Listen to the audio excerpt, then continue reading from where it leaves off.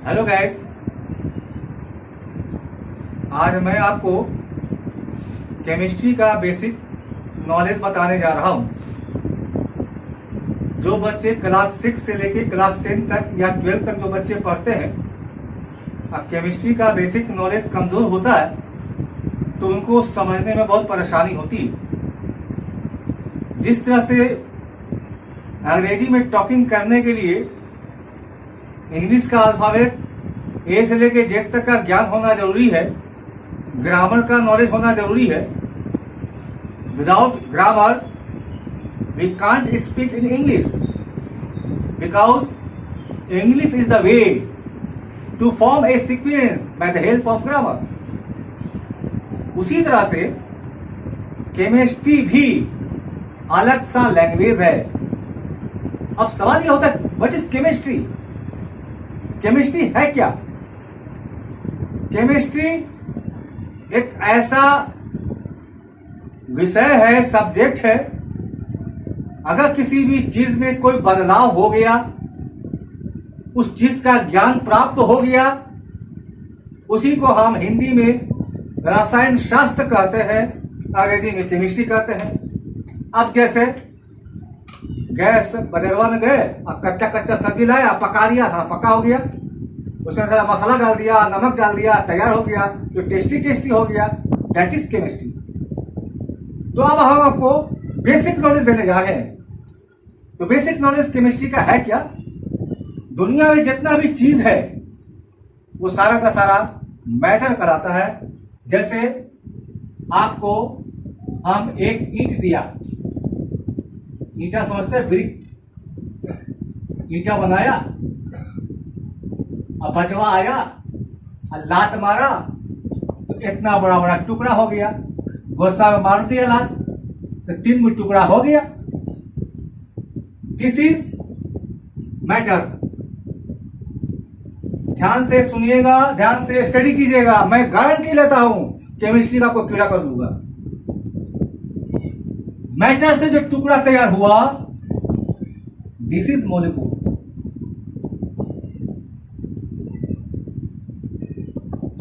अब जो है आपके पास एक हथौड़ा है,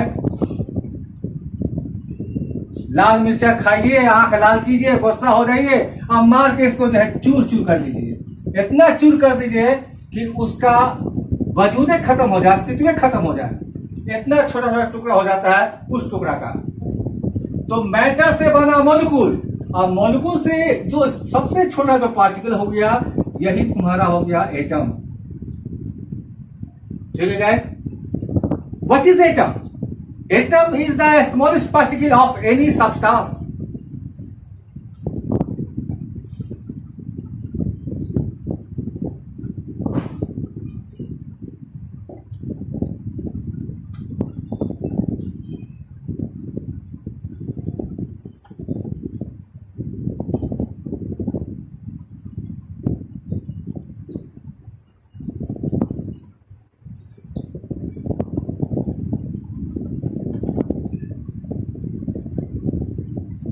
atom is the smallest particle of any substance. यानी कि किसी भी चीज का सबसे जो छोटा टुकड़ा है उसी को हम एटम कहते हैं।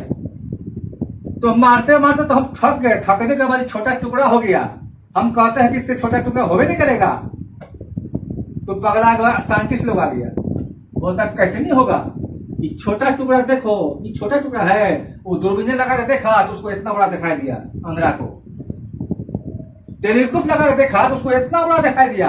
उसने कहा कि ये पुरनका जो है ना, इसको हम न्यूक्लियस कहते हैं।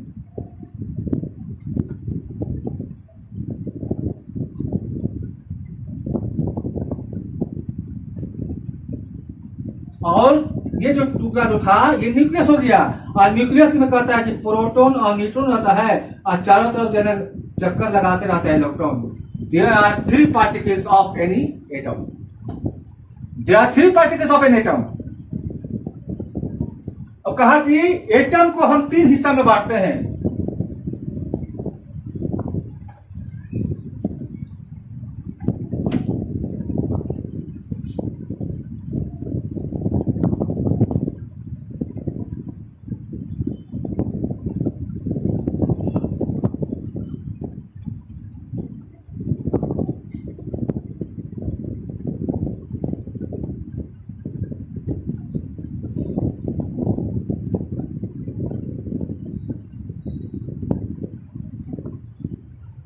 पहला हुआ प्रोटॉन,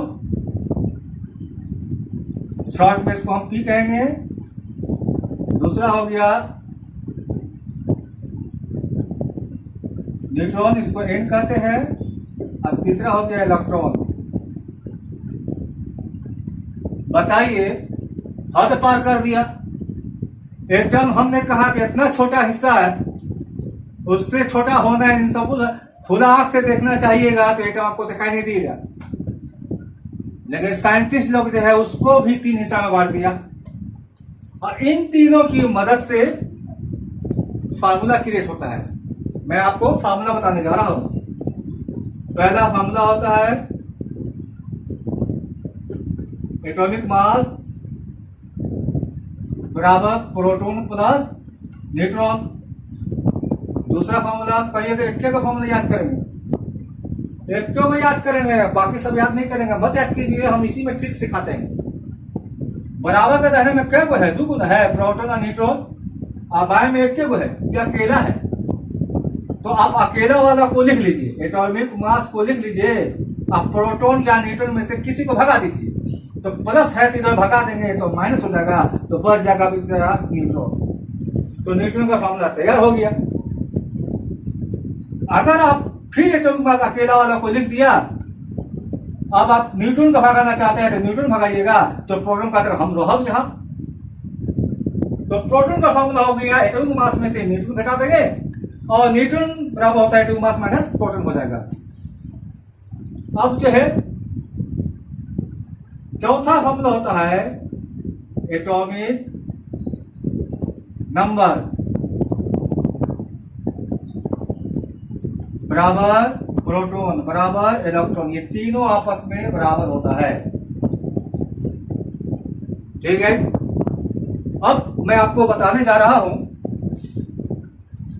कि सब तो ठीक है, पार्टिकल्स मैटर से आपने मॉलिक्यूल बनाया, मॉलिक्यूल से ये आपका एटम हुआ, एटम का 3 टुकड़ा हो गया, प्रोटॉन न्यूट्रॉन इलेक्ट्रॉन। इन तीनों की मदद से फार्मूला हो गया। अब कहिएगा ये जो ईंटवा है, तो धरती पर खाली ईंटा ही नहीं है, बहुत कुछ है, लोहा भी है, तांबा भी है, ये सब है क्या? हम लोग जो दुनिया में देखते हैं, जो धातु हिंदी में कहते हैं और मेटल कहते हैं अंग्रेजी में, तो लोहा, चांदी, गोल्ड, ये सब है क्या? इस सब को हम लोग केमिकल लैंग्वेज में एलिमेंट कहते हैं। एलिमेंट जो है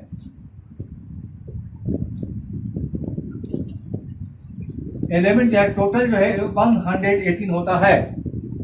180 में 2 तरह का एलिमेंट होता है। एक होता है नेचुरल एलिमेंट, एक होता है आर्टिफिशियल एलिमेंट।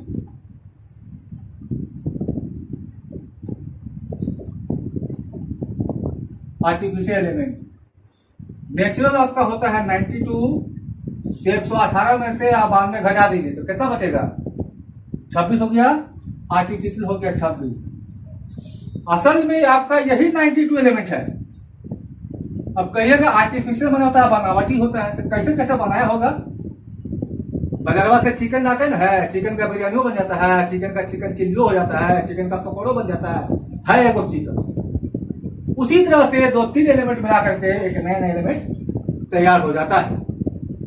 अब आपको नेक्स्ट वीडियो में आपको एलिमेंट के बारे में बताऊंगा कि एलिमेंट होता क्या है, उसका एटॉमिक मास क्या होता है, एटॉमिक नंबर क्या है, कैसे उसका हम न्यूट्रॉन निकालते हैं, कैसे उसका प्रोटॉन निकालते हैं। आपको ये वीडियो कैसा लगा? अगर किसी तरह का कोई सवाल करना है आप कमेंट में जरूर लिखेंगे। पसंद है तो लाइक कीजिएगा।